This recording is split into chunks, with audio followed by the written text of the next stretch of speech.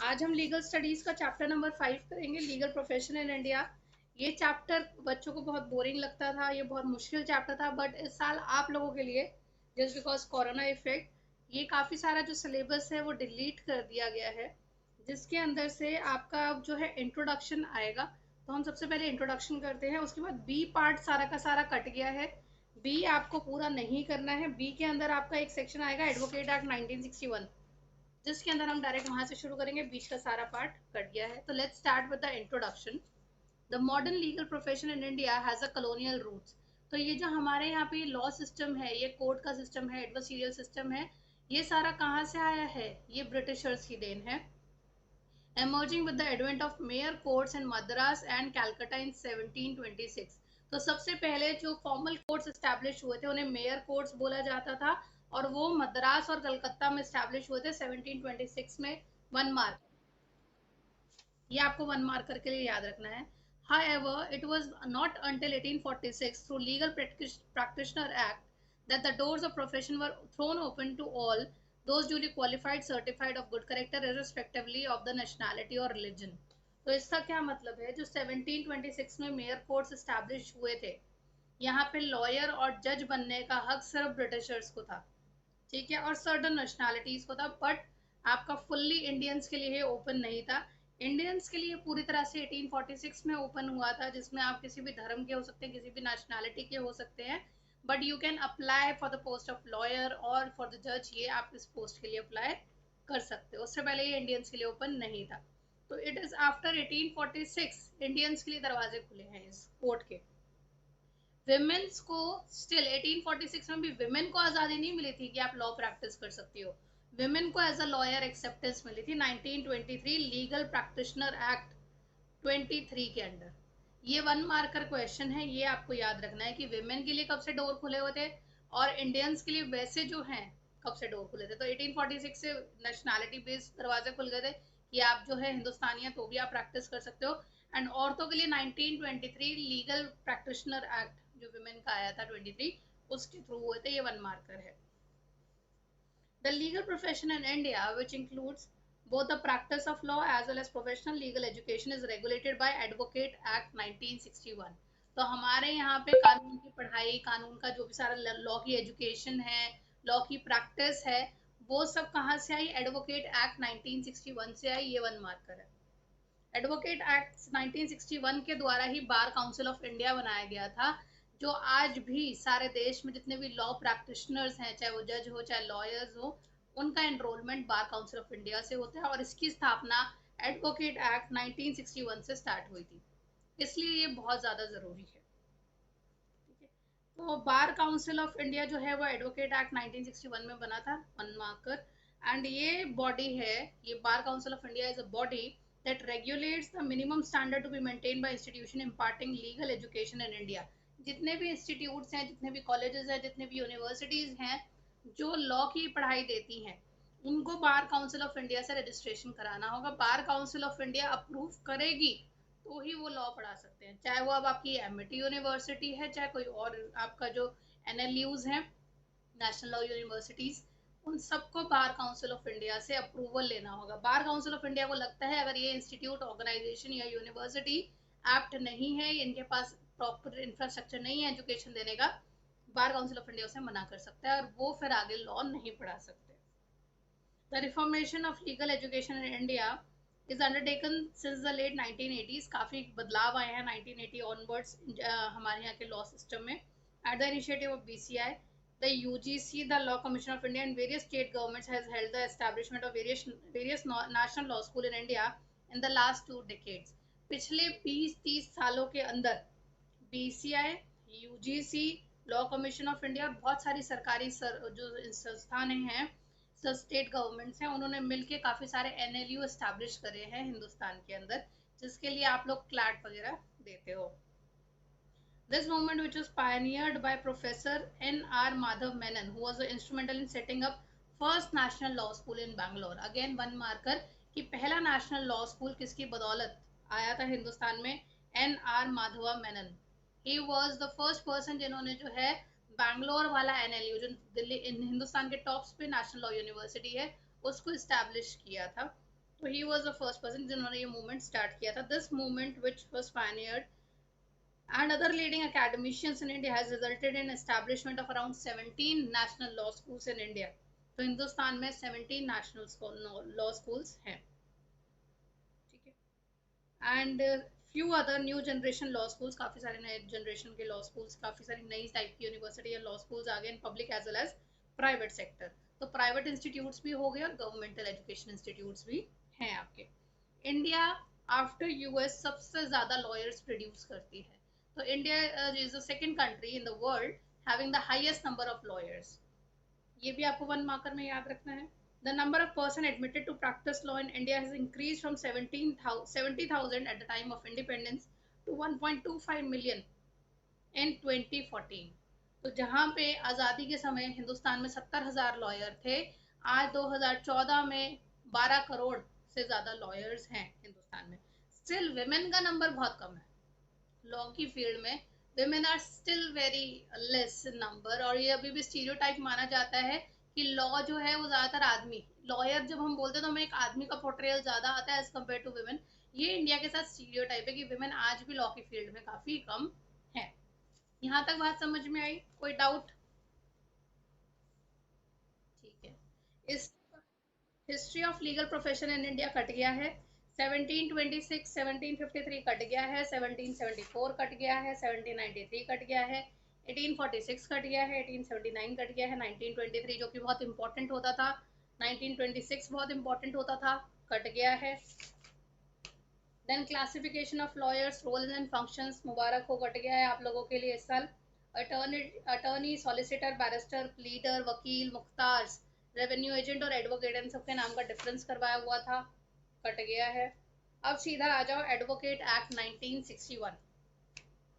Advocate act 1961, यहाँ से अब आपका जो है थोड़ा सा modern form of law start होगा, modern form of legal education start होगा, उसको हम अब रीड करेंगे.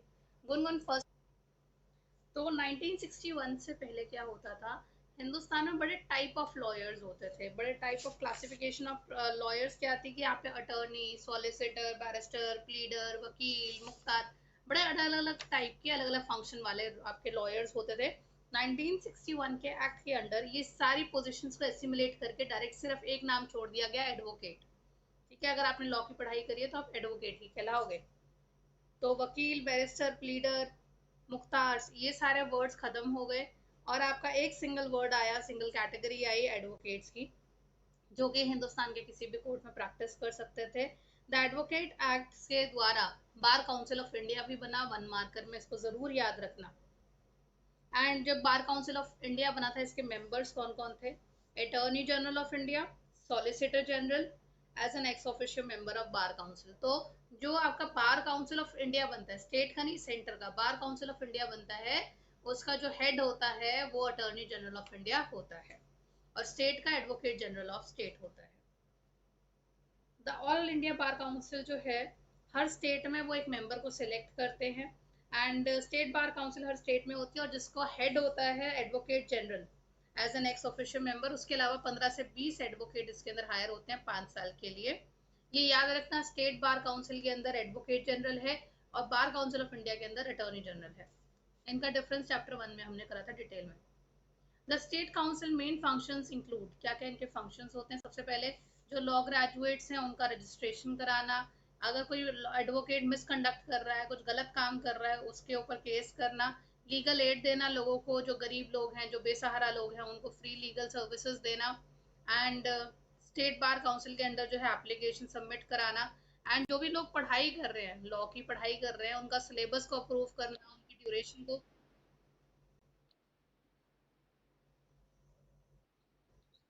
तो जो लोग अपना एनरोल कर रहे हैं यूनिवर्सिटी, स्टेट बार काउंसिल्स वगैरह के साथ, तो उनके कंटेंट, सिलेबस, ड्यूरेशन, इन सब का अप्रूवल देना और अपनी प्रोविजन देना. पर स्टेट बार काउंसिल हमेशा जो है बार काउंसिल ऑफ इंडिया के अंडर रह के एक्ट करेगी. बार काउंसिल ऑफ इंडिया अगर किसी चीज़ के लिए मना कर रहा है तो स्टेट काउंसिल ऑफ इंडिया उससे ऊपर नहीं हो सकती है, स्टेट काउंसिल उससे ऊपर नहीं हो सकती. And bar council of India और स्टेट काउंसिल से भी ऊपर होती है सेंट्रल गवर्नमेंट. ठीक है, तो सेंट्रल गवर्नमेंट सबसे ज़्यादा पावरफुल है, उसके बाद बार काउंसिल ऑफ इंडिया पावरफुल है, उसके बाद स्टेट काउंसिल पावरफुल है. ये बात समझ में आई? नेक्स्ट पैराग्राफ जो आपने पढ़ा ये बहुत इंपॉर्टेंट है। ये 2 मार्कर का क्वेश्चन है और क्वेश्चन यही आएगा कि एक एडवोकेट को अगर बार काउंसिल ऑफ इंडिया के साथ रजिस्टर करना है, in order to be eligible for enrolment, what are the qualities required या what are the qualities required by an advocate. क्या क्या चीज़ एक एडवोकेट के पास होनी चाहिए अगर वो बार काउंसिल ऑफ इंडिया के साथ एनरोल करना चाहता है, रजिस्टर करना चाहता है। विदाउट रजिस्ट्रेशन आप लॉ प्रैक्टिस नहीं कर सकते हो हिंदुस्तान में। तो एक आपने लॉ की पढ़ाई तो कर ली, बट इसके अलावा भी क्या क्या चाहिए। सबसे पहले आपको इस देश की नागरिकता चाहिए, आप you must be citizen of India. Then at least आपकी उम्र 21 की एज होनी चाहिए। अगर आपने 20 साल में लॉ खत्म कर लिया, या आपका उम्र जो है एटलीस्ट ग्रेजुएशन का वो 21 साल का होना चाहिए। आपके पास LLB की डिग्री कंप्लीट होनी चाहिए किसी हिंदुस्तानी यूनिवर्सिटी से। ठीक है। अगर आप कोई फॉरेन की पढ़ाई करके आया है या कोई फॉरेनर है, वो हिंदुस्तान में लॉ प्रैक्टिस करना चाहता है, एनरोल करना चाहता है, तो सबसे पहले हम उसकी रेसिप्रोसिटी देखेंगे। रेसिप्रोसिटी का मतलब ये है कि क्या एक हिंदुस्तानी को जिस देश से वो आया है, अगर एक हिंदुस्तानी उसके देश में जाए लॉ प्रैक्टिस करने, तो क्या वो देश अलाउ करेगा। अगर वो देश अलाउ करता है कि हाँ हमारी कंट्री में आप आके कर सकते हो, उस देश ने अलाउ करा हुआ है हिंदुस्तानियों को कि हमारे यहाँ पे इंडियन प्रैक्टिस कर सकते हैं, तो हमारा देश भी उन लोगों को अलाउ कर देगा। तो रेसिप्रोसिटी का रिलेशनशिप है कि आप अगर हमें अलाउ कर रहे हो तो ही हम आपको अलाउ करेंगे। एंड हमारी जो ये बार काउंसिल ऑफ इंडिया उन्होंने लिस्ट निकाली हुई है कि इस कंट्री की इस यूनिवर्सिटी की अगर बंदा पढ़ाई करके आया तो हम मान्यता देंगे उसको, उसको फिर हम एनरोल करवा लेंगे अपने साथ। तो अगर कोई फॉरेनर है, फॉरेन नेशनल है, कोई बाहर का फॉरेनर बंदा है और वो बाहर से पढ़ाई करके आया पर वो इंडिया में लॉ प्रैक्टिस करना चाहता है, तो रेसिप्रोसिटी के बेसिस पे उसको एडमिशन मिल सकता है। बट अगर रेसिप्रोसिटी नहीं है, वो देश हमारे नागरिकों को अलाउ नहीं कर रहा अपने देश में पढ़ने के लिए, तो हम भी कहेंगे भग जाए यहाँ से, हम नहीं दे रहे देखो एनरोलमेंट। देन काउंसिल ने ऑलरेडी जो है बार काउंसिल ने लिस्ट निकाली हुई है कि कौन कौन सी फॉरेन डिग्री को ये अप्रूव करता है, उनके साथ हमारा रेसिप्रोसिटी का बेस अच्छा खासा रिलेशन है। अब 2010 से एक नया रूल आया है कि आपने ठीक है लॉ की पढ़ाई कर ली, आप हिंदुस्तानी हो, आपने इंडियन यूनिवर्सिटी से पढ़ाई कर ली, बट स्टिल लॉ के अंदर एनरोल होने के लिए, बार काउंसिल ऑफ इंडिया के अंदर एनरोल होने के लिए अलग से आपको एक पेपर देना होगा, ऑल इंडिया बार एग्जामिनेशन। ये 2010 से रूल स्टार्ट हुआ है, क्योंकि कई बार क्या होता था, लोग ऐसी वैसी किसी यूनिवर्सिटी से भी पढ़ के आ जाते थे जो बहुत अच्छी नहीं होती थी, चीटिंग करके आ जाते थे और लॉ प्रैक्टिस करने लग जाते थे जबकि उनकी नॉलेज जीरो होती थी। तो just to check the knowledge, क्या इस इंसान को बेसिक लॉ की भी अंडरस्टैंडिंग है कि नहीं, ये ऑल इंडिया बार एग्जामिनेशन करवाते हैं, 2010 से स्टार्ट हो गया है। उसको क्लियर करोगे तो ही आप लॉ के लिए एनरोल, आप एज अ लॉयर एनरोल कर सकते हो बार काउंसिल ऑफ इंडिया के लिए। ये 2 नंबर का क्वेश्चन है, बोर्ड में बहुत बार आया हुआ है कि अगर आपको एनरोल करना है बार काउंसिल ऑफ इंडिया के साथ तो क्या क्या आपको चाहिए। देखो कोई डाउट है तो। इस एक्ट के अंदर जो है, अगर आप लॉ के साथ मतलब एज अ लॉयर एनरोल कर देते हो तो आपको एडवोकेट आपके साथ नाम लग जाएगा। ठीक है। एडवोकेट जो है, चाहे आप स्टेट के साथ एनरोल हो, किसी के साथ भी एनरोल हो, आप किसी भी ट्रिब्यूनल में, किसी भी कोर्ट में जाके हिंदुस्तान के सुप्रीम कोर्ट तक में प्रैक्टिस कर सकते हो। एडवोकेट जो होते हैं 2 तरीके के होते हैं, senior advocate and other advocates, advocate on record कहते हैं उसको। सीनियर एडवोकेट जो है वो इस हिसाब से आपको पोजीशन मिलेगी डिपेंडिंग अपॉन कि आपका एक्सपीरियंस क्या है, आपकी एबिलिटी क्या है, आपकी कितनी चलती है, बेसिकली आपका जो है क्या रुतबा है, उसके बेसिस पे आपको सीनियर एडवोकेट का पोजीशन मिलता है। After certain number of years, certain number of cases, आपने कोई बहुत ही बड़े बड़े केसेस सॉल्व करे हो, उसका वर्डिक्ट दिलवाया हो, तो आपको जो है सीनियर एडवोकेट की पोजीशन बनती है। पहले बॉम्बे और कलकत्ता हाई कोर्ट के अंदर एडवोकेट भी होते थे, अटर्नीज भी होते थे, बट ये सब हट गया है। अब सिर्फ एक पोजीशन होती है एडवोकेट, या तो एडवोकेट ऑन रिकॉर्ड या सीनियर एडवोकेट। ये 2 तरीके के आपके एडवोकेट्स होते हैं, more like junior and senior advocates. इसके बारे में हम डिटेल में भी आगे आएगा तब पढ़ेंगे, not worry for that. Then bar council of India. Bar council of India 1 mark में याद रखना, it was established by parliament. ठीक है, आपका पार्लियामेंट ने इसको बनाया था, लोकसभा और राज्यसभा के बिल वगैरह पास हुआ, एडवोकेट एक्ट आया और फिर बार काउंसिल ऑफ इंडिया बनाया गया था। एंड ये रेगुलेटरी फंक्शन करता है, ये रेगुलेट करता है कि कितना जो है, कैसे आपके प्रोफेशनल एटीट्यूड्स होने चाहिए, आपके प्रोफेशनल एथिक्स क्या होने चाहिए, कंडक्ट क्या होनी चाहिए, डिसिप्लिन मेंटेन होना चाहिए। तो he is more like a father doing the strict role, regulation का रोल, कि ये एटिकेट्स हैं, ये तमीज़ होनी चाहिए, ये पढ़ाई होनी चाहिए, ये सब चीज़ें होनी चाहिए कि क्या लीगल एजुकेशन के क्या स्टैंडर्ड्स होने चाहिए। फिर यूनिवर्सिटीज़ हैं, जितने भी कॉलेजेस हैं, उनको मान्यता देना। जब तक bar council of India sign नहीं कर देगा, अप्रूव नहीं कर देगा, ये लोग नहीं पढ़ा सकते हैं। ठीक है। Then In addition, it performs certain representative function by protecting the rights, privilege and interest of advocates. ये एक फादर क्या होता है, एक स्ट्रिक्ट रोल करता है, वो स्ट्रिक्ट रोल रहता है, वो अपने बच्चों को स्ट्रिक्टली एटिकेट्स में रखता है, प्रॉपर कंडक्ट करवाता है, कुछ फालतू नहीं करने देता है, थोड़ा स्ट्रिक्ट रोल रेगुलेशन वाला काम भी करता है। वहीं पे एज अ फादर वो प्रोटेक्ट भी करता है। ठीक है, प्रोटेक्ट कैसे करता है, एडवोकेट्स के जो राइट्स हैं, प्रिविलेजेस हैं, इंटरेस्ट है, उनको प्रोटेक्ट करने का काम भी जो है वो बार काउंसिल ऑफ इंडिया का होता है। प्लस ये फंड्स वगैरह क्रिएट करते हैं ताकि फ्री लीगल एड अगर किसी को चाहिए, किसी वेलफेयर के लिए काम करना है, तो वो भी हम ये कर सके। तो रेगुलेटरी रोल भी होता है बार काउंसिल ऑफ इंडिया का, और रिप्रेजेंटेटिव प्रोटेक्टिव रोल भी होता है बार काउंसिल ऑफ इंडिया का। इसके अलावा बहुत सारे ये फंक्शंस हैं, आपको कोई 6 फंक्शंस याद करने हैं बार काउंसिल ऑफ इंडिया के, आ जाते हैं बहुत बार। तो सबसे पहला फंक्शन है बार काउंसिल ऑफ इंडिया का, to lay down standards of professional conduct and etiquettes for the advocates, कि क्या क्या आपके एटिकेट्स होने चाहिए, कैसे कंडक्ट करेंगे। To lay down procedure to be followed by disciplinary committees and disciplinary committees of each state bar council. तो committees जो हैं जो डिसिप्लिन मेंटेन करती हैं कि हाँ जी कुछ गलत तो नहीं हो रहा है, कुछ गलत तो नहीं कहा जा रहा है, कोई बदतमीजी तो नहीं हो रही है, तो ये सब चीज़ों का ध्यान रखने के लिए जितनी भी डिसिप्लिनरी कमेटी सेंटर की या स्टेट्स की होती हैं, उनके भी प्रोसीजर बनाना। देन एडवोकेट्स के राइट, प्रिविलेज, इंटरेस्ट को प्रोटेक्ट करना। देन लॉ रिफॉर्म्स लाना, कोई भी चेंजेस लाने हैं लॉ के अंदर, वो सब करना। To deal and dispose of any matter which may be referred by a state bar it to by a state bar council. अगर स्टेट बार काउंसिल ने कुछ अपना प्रॉब्लम आगे शेयर करा है, इनके साथ किसी तरीके की प्रॉब्लम आ रही है, तो उसको सॉल्व करने का काम भी इनका होता है, बार काउंसिल ऑफ इंडिया का होता है। हिंदुस्तान के अंदर लीगल एजुकेशन को प्रमोट करना, लीगल एजुकेशन के स्टैंडर्ड्स को सेट करना बार काउंसिल ऑफ इंडिया का होता है, जो वो यूनिवर्सिटीज़ के साथ बैठ के डिस्कस करते हैं, उनको अप्रूव करते हैं कि कैसी लीगल एजुकेशन आप देंगे। रिकॉग्नाइज करना, मान्यता देना यूनिवर्सिटीज़ को। The bar council of India जो है समय समय पे जाके यूनिवर्सिटी का इंस्पेक्शन भी करता है, और स्टेट बार काउंसिल को भी कहता है कि अपनी स्टेट की जितनी भी यूनिवर्सिटीज़ हैं उनका इंस्पेक्शन करो कि सब ठीक चल रहा है कि ये नहीं चल रहा। सेमिनार्स करना, जूरिस्ट और पब्लिश जर्नल्स को बुलाना, and publish journals and paper of legal interest. तो लीगल टॉपिक्स के ऊपर इंटरव्यूज देने का काम भी बार काउंसिल ऑफ इंडिया करता है। Legal aid to the poor, गरीबों को जो है फ्री में लीगल सेवाएं देने का काम भी बार काउंसिल ऑफ इंडिया का है। रेसिप्रोसिटी के बेसिस पे फॉरेन नेशनल्स को अलाउ करना, फॉरनर्स को अलाउ करना हमारे देश में, वो भी काम बार काउंसिल ऑफ इंडिया करता है। और यहाँ से अगर किसी को बाहर पढ़ने जाना है, वो भी इसका भी approval bar council of India वगैरह हेल्प करता है उसके अंदर। देन फंड्स क्रिएट करने का काम भी बार काउंसिल ऑफ इंडिया करता है। And to provide for the election of its member, जो बार काउंसिल स्टेट के होते हैं या सेंटर के होते हैं, उनका इलेक्शन करवाने का काम भी बार काउंसिल ऑफ इंडिया करता है।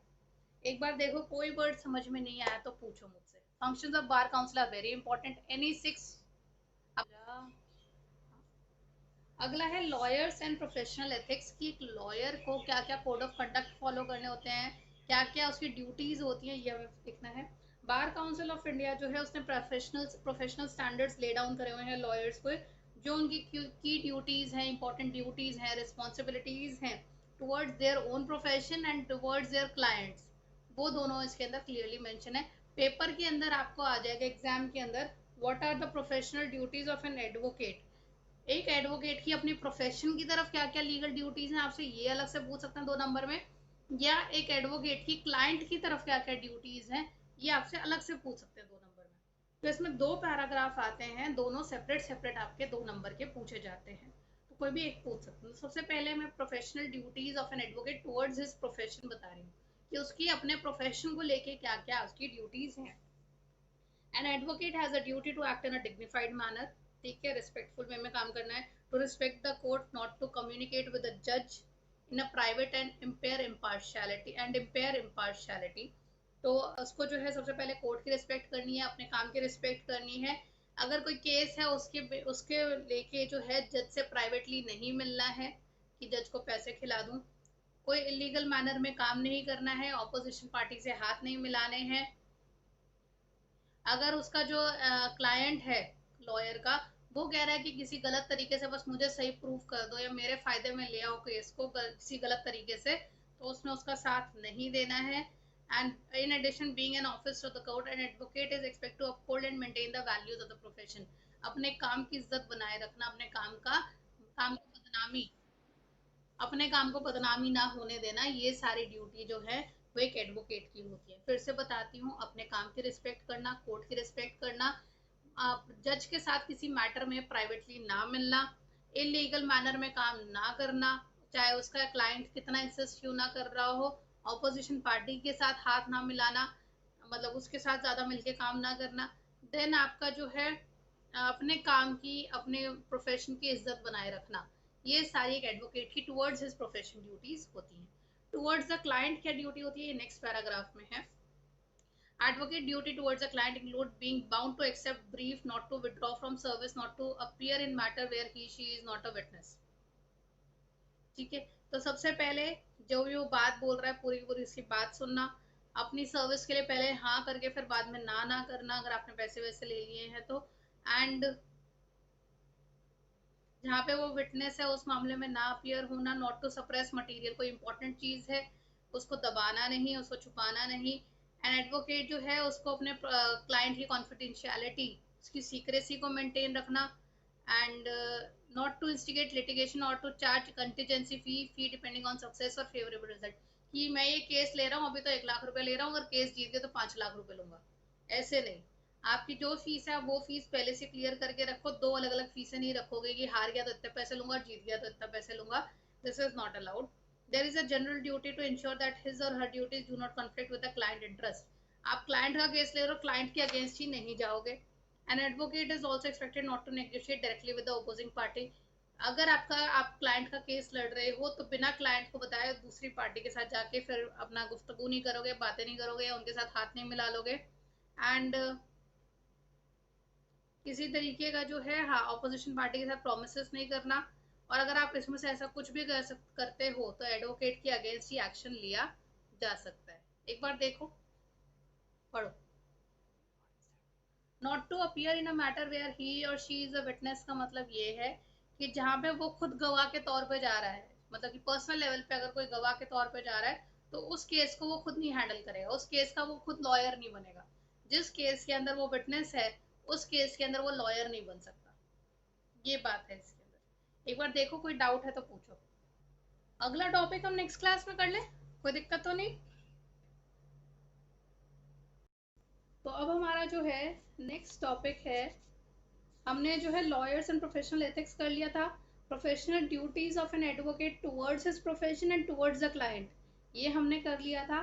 आज हम करेंगे एडवर्टाइजिंग बाय लॉयर्स कि हिंदुस्तान के क्या रूल्स हैं, कि क्या एक लॉयर को अपनी प्रोफेशन का एडवर्टाइजमेंट करना अलाउड है कि नहीं है, और इसको हम कंपेयर करेंगे दूसरी कंट्रीज के साथ कि वहाँ के क्या रूल्स हैं when it comes to advertising by lawyers. इसके अंदर आपको एक टर्मिनोलॉजी आएगी, एम्बुलेंस चेजर, वो बहुत इंपॉर्टेंट है, वो मैं आपके साथ डिस्कस करूंगी। तो हम ये सारा टॉपिक स्टार्ट करते हैं। कनिका हो रहा है आज, ओके। तो एडवर्टाइजिंग ऑफ लॉयर्स, यहाँ पे हिंदुस्तान बड़ा स्ट्रिक्ट है। हिंदुस्तान में जो है एडवर्टाइजिंग लॉयर्स को अलाउ करनी है या नहीं करनी है, लॉयर्स को एडवर्टाइजिंग अलाउ करनी है या नहीं करनी है, ये bar council of India decide करता है। और इंडिया के रूल्स बहुत स्ट्रिक्ट है when it comes to advertising by lawyers, इसके रूल्स बहुत स्ट्रिक्ट हैं। एक सेकेंड होल्ड कर। बाकी कंट्रीज की तरह हमारे देश में एडवोकेट्स को अलाउड नहीं है एडवर्टाइजमेंट करना। ये जो है अपने आप को सर्कुलर एडवर्टाइजमेंट, ब्रोशर्स, डाउट्स का मतलब होता है ब्रोशर्स, पर्सनल कम्युनिकेशन वगैरह, इंटरव्यूज, इन सब के द्वारा जो है अपने आप को प्रमोट नहीं कर सकते। सिर्फ सर्टन चीज़ें अलाउड है जो ये डायरेक्टली प्रमोट नहीं कर रहे हैं। जैसे अगर ये किसी केस में इन्वॉल्व है, कोई बहुत फेमस केस है जो ये इसमें ये इन्वॉल्व है और उसके अंदर इनकी फोटोग्राफ अगर आ रही है, इनका कोई इंटरव्यू न्यूज़पेपर में आ रहा है, that thing is allowed. But ये खुद से अगर कोई अपनी एडवर्टाइजमेंट कर रहे हैं कि आइए आइए हमारे पास ज्वाइन करिए, that things are not allowed. So what are allowed, personal relation, other than through personal relation, furnishing और इंस्पायरिंग न्यूज़पेपर कमेंट्स, अगर उन्होंने न्यूज़पेपर में कोई कमेंट दिए हैं, उनकी कोई फोटोग्राफ न्यूज़पेपर में छपी है किसी केस के रिलेशन में, वो अलाउड है। एंड बस इसकी ये दो चीज़ें अलाउड हैं, कि उनका कोई कमेंट, उनका कोई इंटरव्यू, या फिर उनका जो है किसी रिलेशन में फ़ोटो छपना, दैट इज़ अलाउड। बट आप डायरेक्टली एज अ लॉयर अपना एडवर्टाइजमेंट नहीं कर सकते हो। An amendment to this rule allow advocate to furnish, तो इसके अंदर थोड़े से चेंजेस लाए गए। बाद में बार काउंसिल ऑफ इंडिया ने सर्टन अप्रूवल दिए कि आप इंटरनेट पे अपनी 5 चीज़ें डाल सकते हो, जो 2 मार्क्स का क्वेश्चन आएगा, कि what all the things a lawyer can furnish on internet. ठीक है, तो इंटरनेट पे क्या क्या चीज़ें डल सकती है। सबसे पहले लॉयर अपना नाम दे सकता है, किसी फर्म के साथ काम कर रहा है तो उस फर्म का नाम, देन अपनी कॉन्टैक्ट डिटेल्स दे सकता है, अपनी एनरोलमेंट की बार के साथ कब एनरोल हुआ है ये सब चीज़ें डाल सकता है, अपनी क्वालिफिकेशन डाल सकता है, और एरिया ऑफ प्रैक्टिस कौन सा है, सिविल है, क्रिमिनल है, सिविल में भी क्या खासियत है, क्रिमिनल में कौन सा खास एरिया है, वो आप डिफाइन कर सकते हो। इसके अलावा आप कोई इंफॉर्मेशन अपनी एक्स्ट्रा नहीं दे सकते हो। यहाँ तक क्लियर हुआ? हाउएवर, अलग अलग कंट्रीज में अलग अलग रूल हैं, अलग अलग तरीके की आज़ादी है। जैसे यूएस में काफ़ी आपको अलाउड है, यूएस काफ़ी ईज आउट है when it comes to advertising. तो यूएस अलाउ करता है अपने लॉयर्स को एडवर्टाइज करना with certain restriction. Certain restriction के अंदर आपका, जैसे कि आपका 7.1 दे रखा है कि आप जो है फॉल्स या मिसलीडिंग इंफॉर्मेशन नहीं दे सकते हो। देन आप जो है अपनी एडवर्टाइजिंग में रेफरेंस वगैरह जो भी होंगे उनको रिलेटेड उनके मैटर्स हैं। देन नो सॉलिसिटेशन पीरियड होता है, जिसमें मास डिजास्टर वाले जो केसेस होते हैं उसका जो है 30 to 45 डेज का, that I need to check कि वो टाइम पीरियड जो है वो अलाउ नहीं होता है। ये मैं एक सेकंड में आपको बताती हूँ। नो सॉलिसिटेशन पीरियड ये है कि जैसे कि कोई मास डिजास्टर हो जाता है या कोई सर्टन टाइम पीरियड जिसके अंदर कोई मिस हैपनिंग हुई है, कुछ हुआ है, तो ये जो है यूएस के अंदर 45 डेज का टाइम पीरियड है जब तक आप कोई फी नहीं चार्ज कर सकते हो। अगर कोई कॉन्विक्ट कॉन्विक्ट कह रहे हैं, कोई विक्टिम है मास डिजास्टर का, तो विद इन 30-45 डेज जो है गवर्नमेंट की ड्यूटी होती है उसको फ्री रिलीफ प्रोवाइड करना या कुछ भी होता है, तो वो सर्टन 45 डेज के लिए आप उससे फ़ी नहीं चार्ज कर सकते हो। उसका कोई भी केस है आपको फ्री लेना होगा फॉर फर्स्ट 45 डेज। उसके बाद जो है वो आगे गवर्नमेंट डिसाइड करती है कि गवर्नमेंट अपने पास होल्ड कर रही है उनका सारा का सारा केस वगैरह, या फिर आप प्राइवेटली उनको जाके आप चार्ज कर सकते हो या उनका केस ले सकते हो। That is no solicitation period for 45 days in the case of mass disaster. ये यूएस का रूल है, वहां पे चलता है। तो यूएस के अंदर एडवर्टाइजमेंट अलाउड है, बट ये सर्टेन 2-3 रेस्ट्रिक्शंस के साथ वो चीज़ें चलती हैं। देन लॉयर इन यूएस, ये हम फर्दर आगे कंटिन्यू कर। तो यूएस के अंदर जो है एक लॉयर को अलाउ है कि वो अपना जो है बिजनेस कार्ड पकड़ा दे कि हाँ जी you can contact me for such cases, या फिर वो जो है इंटरनेट पे ऐड करे, ठीक है, विद सर्टन जो लिमिट्स वगैरह है उनके थ्रू रह के अपनी कोई भी गलत इन्फॉर्मेशन ना दे, करेक्ट इन्फॉर्मेशन दे रहा है तो आप न्यूज़ मीडिया इंटरनेट, आप through cards, hand to hand card, brochure वगैरह हर तरीके से आप एडवर्टाइजमेंट कर सकते हो। आप मास ईमेल भेज सकते हो लोगों को कि for this purpose you can call me, you can approach me. But आपका जो यूएस का लॉयर होगा वो फाइनेंशियल इंसेंटिव नहीं दे सकता कि आप आइए इस ईमेल के द्वारा अगर आप मुझे अप्रोच करोगे तो मैं 10% डिस्काउंट दूंगा। फाइनेंशियल इंसेंटिव्स नहीं दे सकते हैं यूएस के लॉयर, वो सिर्फ अपना एडवर्टाइजमेंट कर सकते हैं कि हाँ हम केस लड़ते हैं आप आ सकते हो। बट अगर आप लोगों को ये कह रहे हो कि आओ मेरे पास आओ 20% डिस्काउंट मिलेगा, 30% डिस्काउंट मिलेगा, दैट इज नॉट अलाउड। उसके बाद आपकी एक नई चीज आती है एम्बुलेंस चेजर। ये बड़ी एक हिट चीज है यूएस के अंदर, एम्बुलेंस चेजर। ये कहाँ से टर्मिनोलॉजी आई, ये पीछे से क्या रहा था कि अगर किसी बंदे का एक्सीडेंट हो गया है और एम्बुलेंस में किसी को लेके जा रहे हैं, तो ये एम्बुलेंस के पीछे पीछे लॉयर जो है अपनी गाड़ी लगा लेता था, और जैसे ही पेशेंट को एम्बुलेंस से निकाला स्ट्रेचर पे डाला, तो वो लॉयर कहता था मैं आपके लिए ना केस लड़ दूंगा, आपके साथ क्या हुआ है बस मुझे बता दो, मैं आपका केस कर देता हूँ, आपके बिहाफ पे केस लड़ देता हूँ और बहुत सारा पैसा आपको दिलवा दूंगा, आप मुझे इतनी कमीशन फीस वगैरह दे देना। So that thing was very distasteful, that thing was very derogatory. ये चीज़ बहुत ही घटिया क्वालिटी की थी कि आप जो है एम्बुलेंस चेज कर रहे हो, उनके पीछे पीछे जा रहे हो और कह रहे हो कि हाँ जी क्या हुआ है, आपकी टांग टूटी है, लाओ मैं आपको जुर्माना दिलवा देता हूँ, मैं आपको कॉम्पनसेशन दिलवा देता हूँ। ये यूएस में आज भी होता है। तो ये एम्बुलेंस चेजर वाले जो लॉयर्स होते हैं ये अपनी एडवर्टाइजमेंट जगह जगह कराते हैं, न्यूज़पेपर में, ब्रोशर्स में, बिल बोर्ड्स के ऊपर।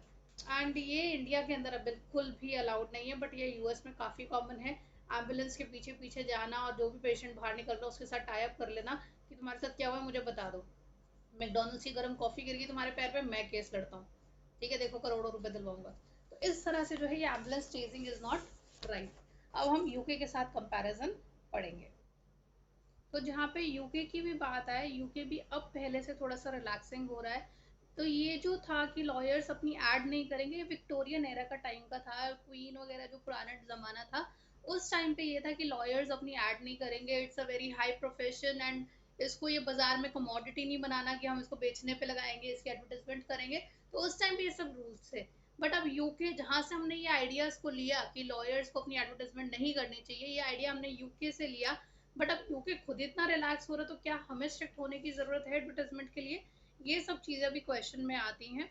तो ये इसके ऊपर डाउट है। एंड इसके ऊपर बैलेंस बनाने की बात होती है कि जहाँ पे, अब दो चीज़ों के बीच में हमें बैलेंस बनाना है। एक ये कि जो ये आपका प्रोफेशन है लॉयर का, इसको हम बस एडवर्टाइजमेंट में बस बढ़िया माल बना के चमका के एडवर्टाइज करके कहीं हम घटिया लॉयर्स को आगे ना कर रहे हो। जैसे कि सर्फ एक्सेल की ऐड और घड़े डिटर्जेंट की ऐड, इसमें घड़े डिटर्जेंट, टाइड डिटर्जेंट, इनको भी हम ऐसा दिखाते हैं कि बस यही सुपर सर्फ है, ये तो एकदम कपड़ा चमका देंगे, बाकी सब बकवास है।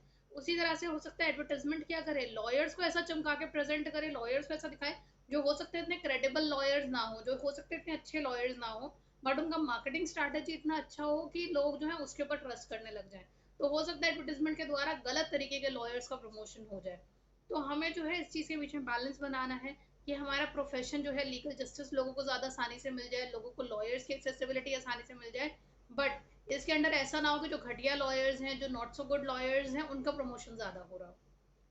तो इसके बीच में बैलेंस बनाना है। यूएस, यूके, फ्रांस जो है काफ़ी रिलैक्सिंग हो चुका है। हांगकांग, सिंगापुर, मलेशिया प्रगति पे है, ये भी अपने आप को काफ़ी रिलैक्स कर रहा है। फिर आपका ये एग्जाम्पल बहुत इंपॉर्टेंट है मलेशिया का, जहाँ पे लीगल प्रोफेशनल 2001 पब्लिसिटी रूल 2001 का एक्ट पास हुआ है, जो सारे की सारी वहाँ के एडवर्टिजमेंट को कंट्रोल करके चलता है। वो मेक श्योर करता है कि आप जो है लीगल नॉन लीगल डायरेक्टरीज के अंदर जर्नल, मैगजीन, ब्रोशर्स कहाँ कहाँ पे एडवर्टिजमेंट कर रहे हो, उन सबका टेक केयर करता है।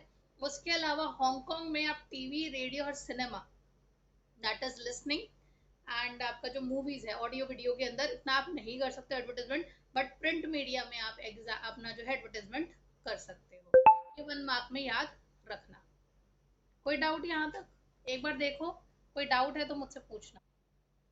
अगला टॉपिक है 6 नंबर का, आ रहा है पेपर में, हर साल का फेवरेट क्वेश्चन है कि लॉ करने के बाद लॉ ग्रेजुएट्स के पास क्या क्या अपॉर्चुनिटीज हैं। आप सिर्फ लॉयर नहीं बन सकते, there are many other options you have while pursuing this law as a graduation course आपका। तो ये सब हम पढ़ने वाले हैं, और ये 6 नंबर का क्वेश्चन हर साल बोर्ड में आ रहा है, इसको अच्छे से प्रिपेयर करना। ठीक है, तो स्टार्ट कर पैराग्राफ, तुम आगे पढ़ लेना। Law is an exciting and challenging profession. Law graduates in India have various options and opportunities. A law degree, in addition being a professional degree, in addition to being a professional degree, is now considered to be a training in a discipline which trains the mind to think analytically and communicate systematically. तो ये law degree जो है आपको analytical and systematic thinking में तैयार करती है।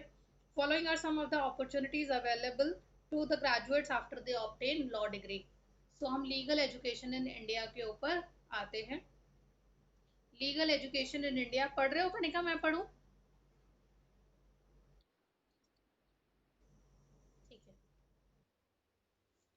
So India के अंदर आपको जो है लॉ की अगर डिग्री चाहिए तो उसके दो तरीके हैं। या तो आप ग्रेजुएशन कर लो किसी भी फील्ड में, उसके बाद आप 3 साल का जो है आप इसके अंदर लॉ के लिए प्रिपेयर कर सकते हो।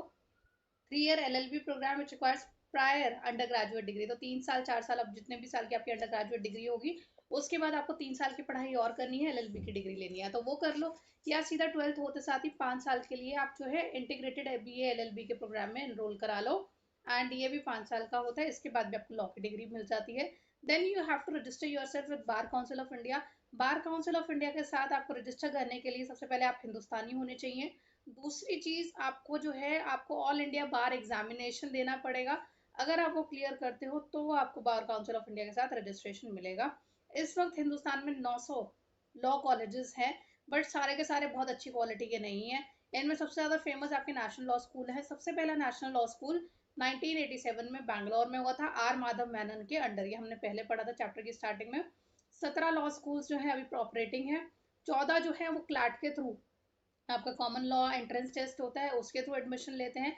काफ़ी सारे अपना सेपरेट लेते हैं, जैसे अगर आपको दिल्ली के लॉ स्कूल के अंदर एडमिशन लेना है तो उसके लिए आपको AILET, all India law entrance test देना पड़ेगा। उसके अलावा काफ़ी सारे लॉ स्कूल जो हैं वो लॉ स्कूल एडमिशन टेस्ट आपका लेते हैं, LSAT वो लेते हैं, जो कि LSAC करवाते हैं। ये नाम याद रखने हैं कौन क्या करवा रहा है, वो US करता है। तो आपको आ जाएगा कि ज़्यादातर लॉ स्कूल कौन से एग्जाम देते हैं, क्लैट, दिल्ली कौन सा लेता है, एलेट, उसके अलावा LSAC कौन सा करवाता है, LSAT करवाता है। एंड काफ़ी सारे कॉलेजेस, प्राइवेट यूनिवर्सिटीज़ अपने भी खुद के एंट्रेंस एग्जाम्स रखते हैं।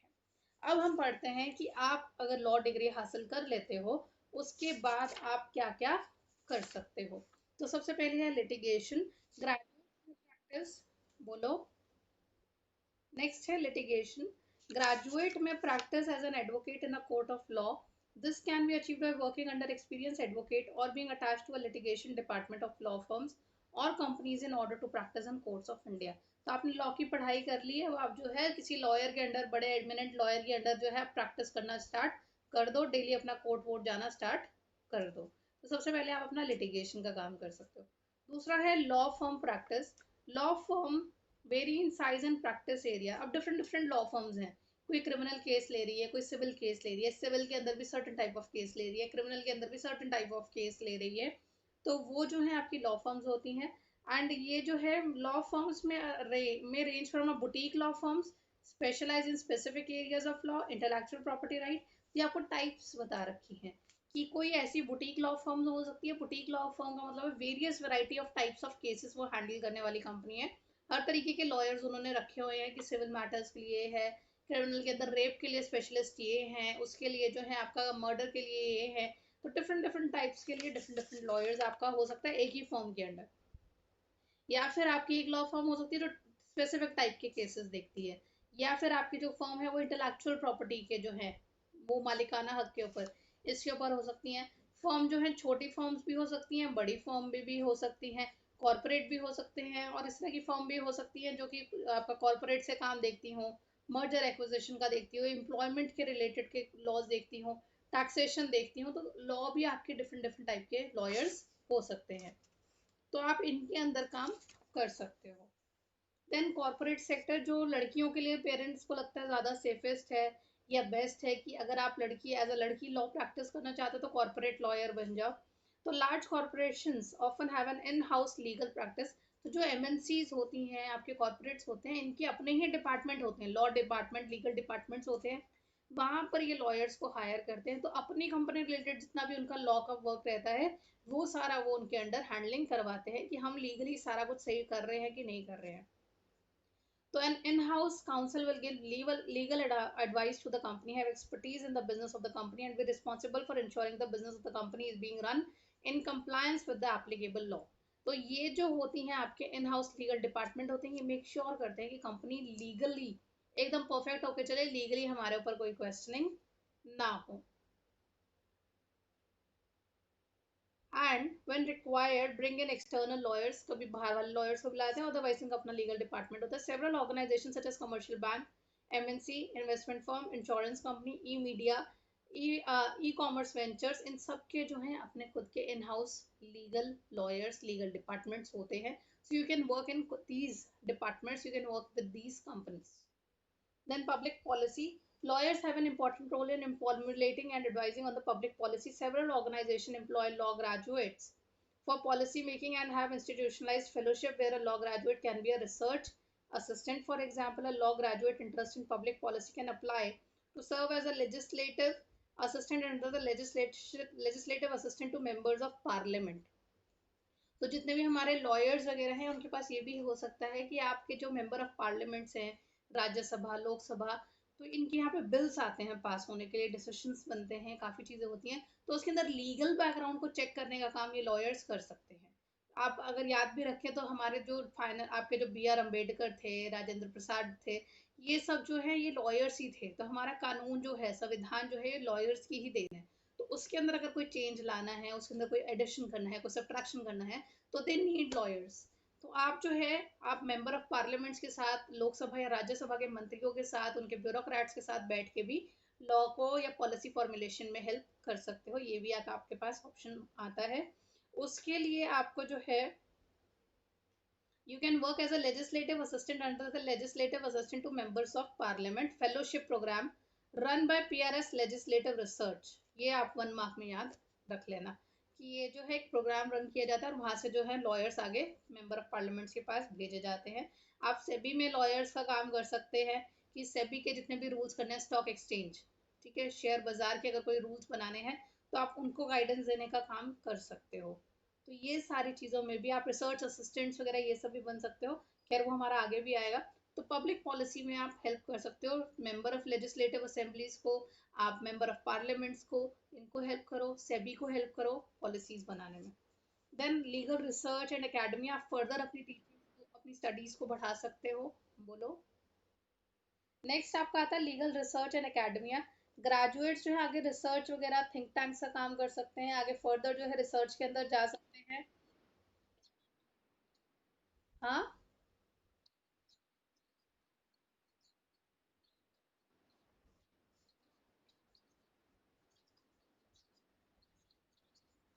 नहीं नहीं, अगर आपको लॉयर, अपने आप को लॉयर प्रूफ करना है, आपकी सिर्फ पढ़ाई से आप लॉयर नहीं बन जाते। लॉयर बनने के बाद बीसीआई से रजिस्टर करना ही करना है। ठीक है। नहीं लोगे, नहीं लेंगे। जैसे एक टीचर के लिए सीटेट का पेपर क्लियर करना कंपलसरी है अब। ठीक है। पहले टीचर आपने बीएड कर लिया आप बन जाते थे, बट सर्टेन रूल्स चेंज हुए, अब आपको बीएड के बाद सीटेट का पेपर देना होता है। वो क्लियर हुआ उसके बाद ही आप टीचर लग सकते हो। सिमिलरली आपका जो है खाली पढ़ाई करने से पहले लॉयर का काम हो जाता था, बीसीआई भी सीधा रजिस्टर कर लेता था। अब बीसीआई भी रजिस्टर तब करता है जब आप एक ऑल इंडिया बार एग्जामिनेशन देते हो। पूरी पढ़ाई कर ली, सब कुछ कर लिया, बट बीसीआई कहता है कि मेरे साथ अपना नाम लिखवाना है, तो पहले आप ऑल इंडिया बार एग्जामिनेशन दोगे, वो क्लियर करोगे, तो मैं आपका नाम रजिस्टर करूंगा। और जब तक आप मेरे साथ नाम रजिस्टर नहीं कर लेते आप कंप्लीट लॉयर बने ही नहीं।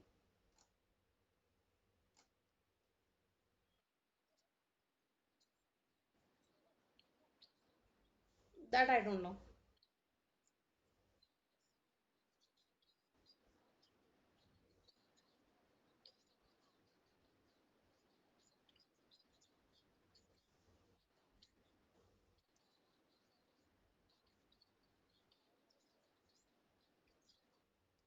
ठीक है। तो नेक्स्ट है legal research and academia.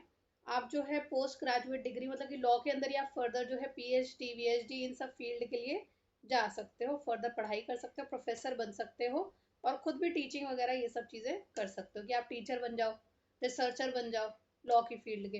Then NGO के साथ आप काम कर सकते हो। Non profit organization, specially organization with social justice orientation have positions for law graduate. इसके अंदर जो है ग्रास रूट लेवल पे काम करना, किस तरह से फंडिंग होगी, फ्री की लीगल सर्विसेज देना लोगों को, ये सब काम जो है विमेन चाइल्ड प्रोटेक्शन के लिए, आपको राइट्स वगैरह के लिए लड़ना, ये सब काम आप एज अ लॉयर कर सकते हो, बट ये तभी करना जब बहुत पैसा हो जेब में। पैसा नहीं है तो मत करना, कोई जरूरत नहीं है। गवर्नमेंट इंस्टीट्यूशंस, देन आप गवर्नमेंट डिपार्टमेंट्स के साथ काम कर सकते हो, ह्यूमन राइट कमीशन के साथ, लॉ कमीशन के साथ, क्योंकि इनको भी लॉयर्स को हायर करना होता है, इनको भी जो लोग होते हैं वो जुडिशियल बैकग्राउंड के लोग चाहिए होते हैं, तो आप इनमें भी अप्लाई कर सकते हो। देन आप फर्दर स्टडी कर सकते हो। लॉ जो है आप लॉ के साथ भी एमबीए कर लो, लॉ के साथ आप इकोनॉमिक्स कर लो, लॉ के साथ आप सोशियोलॉजी कर लो, ठीक है, लॉ का ही आप पीएचडी कर लो, तो आप फर्दर इनकी पढ़ाई अटैच करके कर सकते हो। जैसे कि अगर आपने बिजनेस एमबीए कर लिया और लॉ कर लिया, तो आप कॉर्पोरेट सेक्टर के लिए काफ़ी अच्छे तैयार हो जाते हो। आपने लॉ कर लिया और सोशियोलॉजी कर लिया, तो हो सकता है आपको एचआर वगैरह की तरह ले लें, या फिर आपको जो है और भी फर्दर फील्ड्स के अंदर जो है एनजीओज हो गया, ह्यूमन राइट्स हो गया, वहाँ पे आपको पिक कर लें, तो आप जो है फर्दर पढ़ाइयाँ भी कर सकते हो। Then judicial service clerkship. This court system provides several avenues to law graduate. The higher judiciary, that is judges of high court and supreme court, उनको अपने अंडर क्लर्क्स चाहिए होते हैं, तो उनको अपने अंडर जूनियर्स चाहिए होते हैं, तो आप उनके अंडर के जूनियर बन जाओ। ठीक है, उनके अंडर के रिसर्च असिस्टेंट बन जाओ। तो आपकी तैयारी होगी कि हाई हाई कोर्ट और सुप्रीम कोर्ट का लॉयर कैसे काम करता है, उनके पेपर वर्क को संभालो, उनके सारी चीज़ों को देखो, उनकी हेयरिंग्स करो, सुनो। एंड ग्रेजुएट्स जो हैं all India judicial service exam भी देख सकते हैं, जिसके द्वारा वो जजेस की पोजीशन के लिए अप्लाई कर सकते हैं। तो आप all India judicial service exam जजेस के एग्जाम्स भी दे सकते हो, ताकि आपकी पोजीशन खुद जजेस की बन जाए। उसके अलावा आप जो है politics, journalism, publishing, fellowship, civil services, ये सब फील्ड्स में भी जा सकते हो। कि आपने यूपीएससी का एग्जाम दे दिया लॉ पढ़ के, आपने जो है आगे टीच इंडिया फेलोशिप ले ली, आप किसी जर्नलिस्ट के, आप किसी न्यूज़पेपर प्रिंट मीडिया हाउस के साथ कनेक्ट हो गए, वो सब चीज़ें भी आप कर सकते हो, पॉलिटिक्स में जा सकते हो। इसमें से कोई भी छः आपको याद रखने हैं, 6 मार्क्स का क्वेश्चन ये मैक्सिमम आएगा, कि लॉ ग्रेजुएट्स के लिए क्या क्या ऑप्शंस अवेलेबल हैं। एक बार ये देखो, कोई प्रॉब्लम है पूछो। नेक्स्ट टॉपिक है liberalization of the legal profession. Liberalization क्या होता है? लिबरलाइजेशन होता है जब आप एक्सटर्नल रिस्ट्रिक्शन हटा देते हो। लिबरलाइजेशन होता है जब आप अलाउ कर देते हो कि बाहर के लॉयर्स हिंदुस्तान में आके प्रैक्टिस कर सके, हिंदुस्तान के लॉयर्स बाहर जाके प्रैक्टिस कर सके, उसको लिबरलाइजेशन कहते हैं।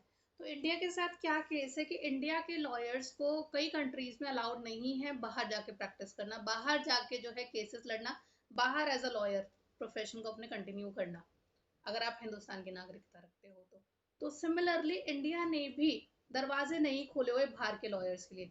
हिंदुस्तान के अंदर सिर्फ हिंदुस्तान का लॉयर ही केस लड़ेगा, बाहर का लॉयर नहीं लड़ेगा। तो इसके ऊपर बहुत झगड़ा हुआ कि जहाँ हिंदुस्तान जो है हर चीज में जो है लिबरलाइजेशन, प्राइवेटाइजेशन, ग्लोबलाइजेशन कर रहा है, तो लॉ की फील्ड में क्यों नहीं? तो बहुत बार केसेस जो हैं बीसीआई के आगे रखे गए, बीसीआई को बोला गया कि आप अलाउ करो, पर बीसीआई अड़ गया, बार काउंसिल ऑफ इंडिया, की हम बाहर के लॉयर्स को हिंदुस्तान में प्रैक्टिस नहीं करने देंगे, बाहर के लॉयर को यहाँ पे केस नहीं लड़ने देंगे, चाहे कुछ भी कर लो। तो वो एक टॉपिक हम पढ़ रहे हैं कि क्या बाहर के लॉयर्स को अलाउ करना चाहिए, क्या बाहर के लॉयर्स को अलाउ नहीं करना चाहिए, वो सारा topic. So there is an ongoing debate about the issue of liberalization of legal service sector and growing economy कि इंडिया के अंदर भी जो है हमें लिबरलाइज कर देना चाहिए। Given the outside, given that India had signed WTO treaty in 1990s leading to economic liberalization, it has also liberalized the legal service sector under the GATT, General Agreement on Trade and Service Negotiation under various free trade agreements, economic partnership agreements। तो हमने हिंदुस्तान ने हर चीज़ के अंदर अपना जो है liberalisation कर रखी है, बाहर का इंपोर्ट एक्सपोर्ट सब अलाउ कर रखा है, बट लॉयर्स के मामले में हम बहुत स्ट्रिक्ट होकर बैठे हैं। 2002 से लेकर 2007 के बीच में बार काउंसिल ऑफ इंडिया ने बहुत सारे ऐसे रेजोल्यूशन पास करे जिसके अंदर उन्होंने क्लियरली बोल दिया कि हम फॉरेन लॉयर्स को इस धरती पे अलाउ नहीं करेंगे, लॉ फॉर्म्स में हिंदुस्तानी लॉयर्स ही काम करेंगे, बाहर के लॉयर्स नहीं आएंगे। 2011 में एक जजमेंट आया था बॉम्बे हाई कोर्ट द्वारा, 1 मार्क में याद रखना, जब पीआईएल डली थी। PIL was filed by lawyers collective और non profit organization. The High Court held that foreign lawyers could not be permitted to set up liaison offices in India। तो एक पीआईएल आई थी, लॉयर्स कलेक्टिव एक NPO थी, उन्होंने जो है कि अपना पीआईएल डाला था और हाई कोर्ट ने, बॉम्बे हाई कोर्ट ने क्लियरली बोल दिया था कि बाहर के आपके लॉयर्स हिंदुस्तान में नहीं आएंगे। पर मद्रास हाई कोर्ट ने इसी के कॉन्ट्ररी में जवाब दिया था। वो सब पीआईएल थी ए के बालाजी की, 1 मार्क में याद रखना। और आपका जो है इन्होंने बोला था fly in fly out basis पे हमें लॉयर को अलाउ कर देना चाहिए कि जिस दिन केस की तारीख है बाहर से लॉयर आएगा, हिंदुस्तान में केस लड़ेगा और वापस चला जाए, ऐसा अलाउ कर देना चाहिए। बट बीसीआई ने बिल्कुल मना कर दिया कि हम तो नहीं करने देंगे, जो करना है कर लो। So the Law Commission of India, in a working paper in 1999, has raised pertinent issues and concern while recommending amendment to the Advocate Act to prepare a level playing field for Indian lawyers. There is no resolution in sight regarding this issue. तो एक बार recommendation आई थी कि बाहर के lawyers भी आने चाहिए ताकि हिंदुस्तान के लॉयर्स को कंपटीशन मिले और वो और बेटर हों, बट इसके ऊपर कोई भी आपका जो है डिसीजन नहीं आया। एक बार देखो, कोई डाउट है पूछो। अब हमारा लास्ट टॉपिक आता है women and the legal profession in India. तो आप जहाँ तक देख सकते हैं आज भी औरतों का नंबर जो है, अगर हम विमेन का देखें तो women in this legal profession in the field of law are very less in comparison to men in this field, Indian men. तो legal practice in India as in most other countries a male dominated profession. तो यहाँ पे आपको mail ज्यादा दिखेंगे, यहाँ पे stereotype नहीं है, but whenever you say a lawyer you come there comes a picture of a man in your mind. So it's a male-dominated profession. In 1960, the Calcutta High Court and 1922, Patna High Court held that women, otherwise qualified, were not entitled to be enrolled as वकील और pleaders। तो चाहे औरत पढ़ाई भी कर ले, औरत को लॉयर नहीं बनने देंगे। In Patna High Court case, Miss Hazra, a petitioner securing a BL degree from Calcutta University, she was refused as a pleader. She challenged this in the High Court of Patna। And first lady जिसने काफी cases किए थे, दो she was not allowed, that was Mrs Hazra. Miss Hazra, इन्होंने BL programme जो है अपना BL degree हासिल किया था कलकत्ता यूनिवर्सिटी से, बट इनको फिर भी लॉयर नहीं बनने दिया गया, मना कर दिया गया कि हम आपको as a lawyer as a pleader नहीं लेंगे। तो इनकी बात हार नहीं मानी गई एंड 1793 से लेके तब तक किसी विमेन को अलाउ नहीं किया गया। उसके बाद फाइनली 1923 में विमेन लीगल प्रैक्टिशनर एक्ट 23 आया, जिसमें 1923 में पहली बार दरवाजे खोले गए। पहली औरत जो आपकी लॉयर बनी थी that was miss Cornelia Sorabjee. इस बार सैम्पल पेपर में एक क्वेश्चन आया था, बोर्ड का तो हुआ ही नहीं मेरे ख्याल से, हुआ है बोर्ड का? बोर्ड का हुआ है ना लीगल का पेपर? हाँ। तो लीगल के पेपर में बोर्ड में 1 मार्क का क्वेश्चन आया था कि that first women lawyer of India was Cornelia Sorabji. Allahabad high court की पहली लॉयर ये बनी थी 1923 एक्ट आने के बाद। ठीक है, ये अगस्त 1921 में बन गई थी। अब एग्जैक्टली 1923 में कैसे एक्ट आया दैट वी हैव टू सी। 1921 में ये बन गई थी। ये शी वाज पारसी। ठीक है, by decision of English committee consisting of chief justice sir Grimwood Myers.